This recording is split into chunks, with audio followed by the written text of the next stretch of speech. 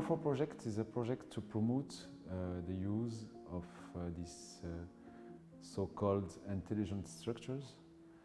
And so the idea is to go from their manufacturing to their end of life and recycling, and also to optimize their life cycle, the global life cycle during their service life. The idea is to go further in the TRL, to go further for the industrialization, because this is an obstacle actually. So this is the core of Morpho, this is the idea of Morpho project.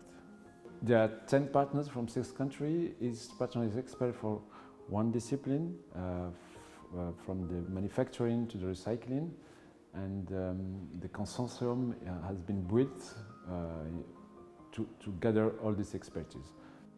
The project is coordinated by Métiers, which is ENSAM, Ecole Nationale Supérieure d'Arts et Métiers from Paris, and I am the coordinator.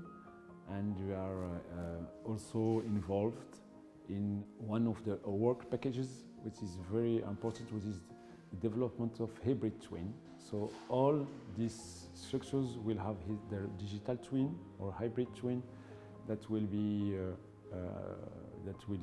used to optimize and also to give requirements and specification to manufacture these smart structures.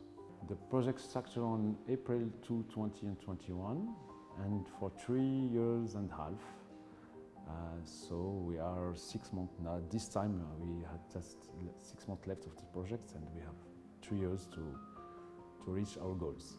The main goals of the project is first to optimize the RTM manufacturing process of these smart structures. Then to develop some digital twin or hybrid twin of these structures, and to assess all the life cycle management of their in-service life. Another goal is to propose a process to recycle these hybrid smart structures.